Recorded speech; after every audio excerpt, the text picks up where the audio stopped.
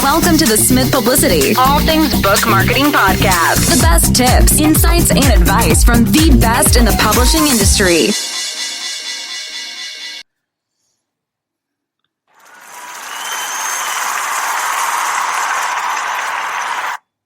I'm your host, Michaela Della Monica.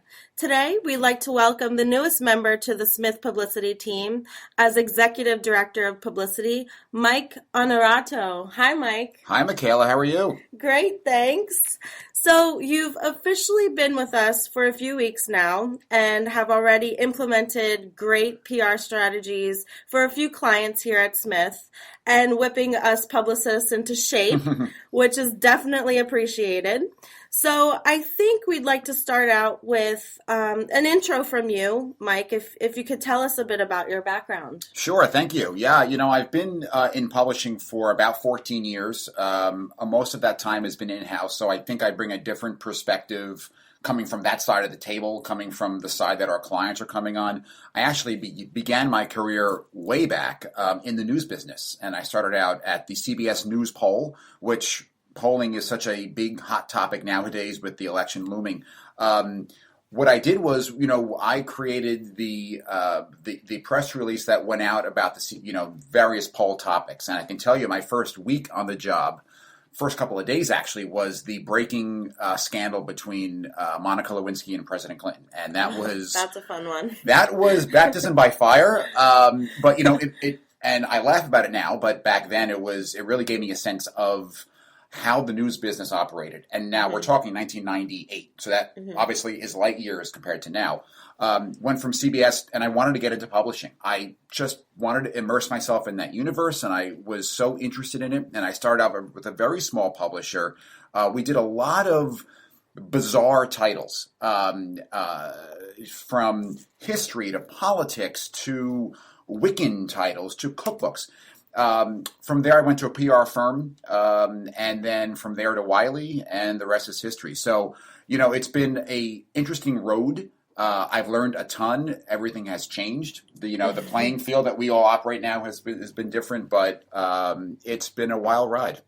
Awesome. And these past few weeks have been definitely a learning curve for all of us here. And, we can't wait for what's to come with you here working with us at Smith. It's been great. I've been so impressed by the amount of good publicity and results that are generated. It's really, when I go through the reports every week, I'm just so surprised by it. But in my view, most importantly, that I've noticed over these last, few weeks has been the quality of people. And that says something. It says something about the organization. It says something about our goals, our mission.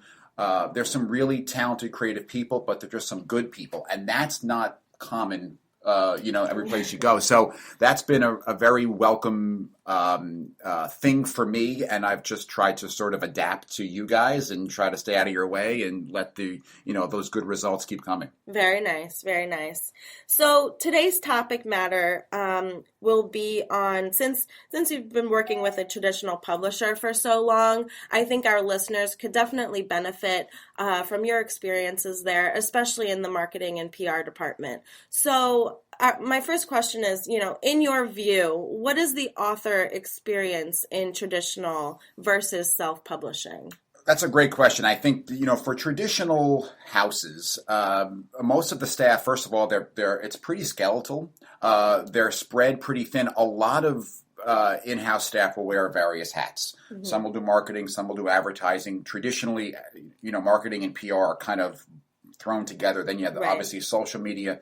So what I've noticed just is that it's a lot of they wear many hats, number one, and number two, they're really spread thin. They don't have the ability to devote the time, energy, and resources that they would like on a certain title or book. It's unfortunate, but it's just the nature of the game. Mm-hmm. With self-publishing, obviously, you don't get things like, in most cases, an art department that will help you create your title, or a sales or marketing force that will help you market that title. So, I think that's the big difference.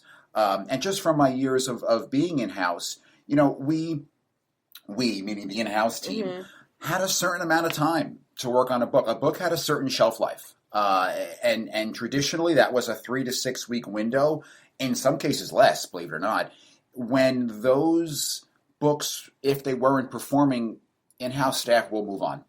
And they will they'll put their resources in other places. And that's one of the big differences between self-publishing and the quote-unquote traditional.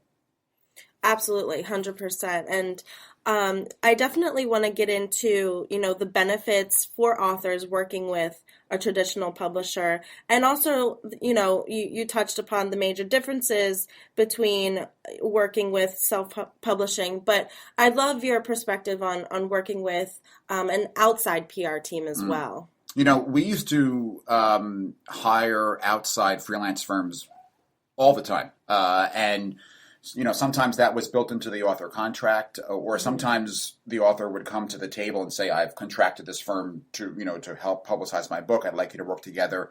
When I was in-house, we never viewed, an external freelance firm as a competitor. We viewed them as just another person to help out, tell the story of the book. But also, we knew that our goals were different. We knew we had a short window to work on that, and we knew that the firm was going to really dive into the messages of the book. They're going to pitch it appropriately. They're going to really dive deep. So, yeah, we're going to aim for the top, 5 or 10 real big outlets when you're in-house. But we always knew that the partner that was with us was going to really work on things like author articles and byline submissions, interviews, etc., things that really move the needle. So we would work pretty well together. We'd always have a clear, sort of line of responsibilities.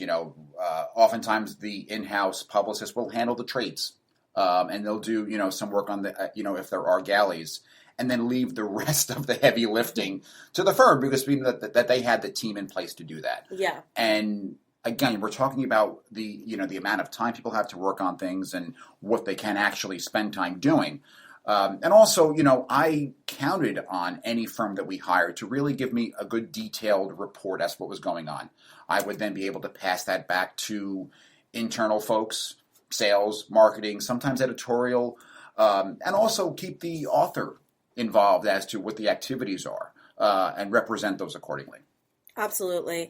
And I think here at Smith, we really give it our all, in terms of digging deep and diving in to the messaging points of the book and absolutely, like you said, developing those byline article submissions with the author, working together with them in a one-to-one basis and really again just giving it our all there. So and that's what and not to interrupt you, but that's what I've noticed is that there's not just publicity for publicity's sake. It's publicity that speaks to the 3, 4, or 5 core themes of the book based on discussions with the author, based on where they want to go with their messaging, and that to me is crucial because that's just that's not just ink that gets attention. That's those are bringing the themes of the book to life. And I think that's a crucial part of a book's success. Absolutely. And I think the support here that we give to our authors and our clients at Smith is unending. We devote lots of time to our authors. We, encourage them to pick up the phone and call us whenever they have a question. So I'd love to know what kind of support authors can expect from, when working with a traditional publisher. That's a good question because I think there is this, as I mentioned before, there is usually a publicist, sometimes a marketer, obviously your editor. That's 3 people. You may, in some cases, have additional people, but that's pretty much how it is, and it's those 3 folks. Now, again, they have 5, 6, 10, 15, whatever the number is, other titles they're working on. So you're just one of a few there. So the other thing about that is I mentioned the sales and marketing arm. So we know about all the various distribution channels. When you're working with a traditional publisher, you have Amazon and B&N, and you'll have obviously additional ones there too. So you get that side of it. There's a wide range of people too that are behind the scenes, production, editorial assistants, cover design. You may not get that if you self-publish or use some of the other groups that are out there that do that. So that's really, how that sort of shakes out.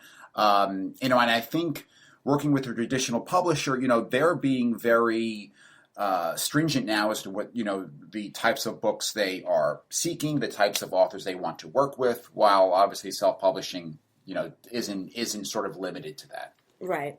Absolutely. And I think, we've touched upon a lot of the differences between the two, self-publishing versus traditional publisher and the benefits of both. And, I think we'd love to know the future of both, what your predictions are with the traditional publishing houses and the self-publishing world, what's to come in the next 2 years.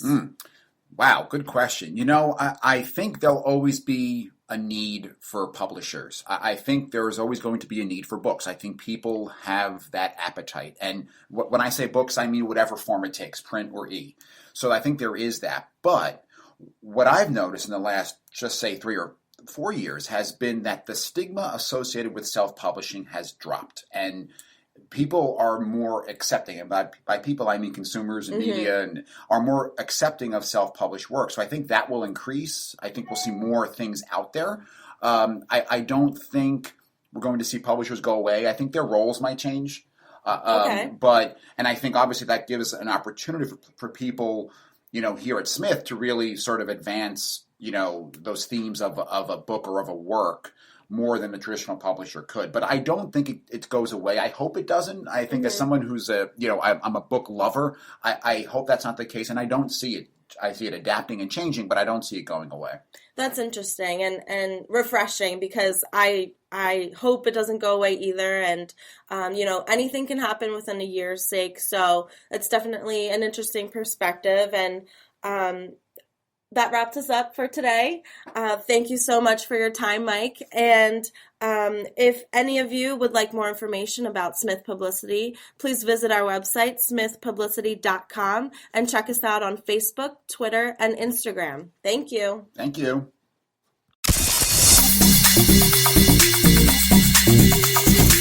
Thank you for listening to this edition of the Smith Publicity, all things book marketing podcast. To reach us and learn about our many book marketing services, visit www.smithpublicity.com or send us an email to info@smithpublicity.com.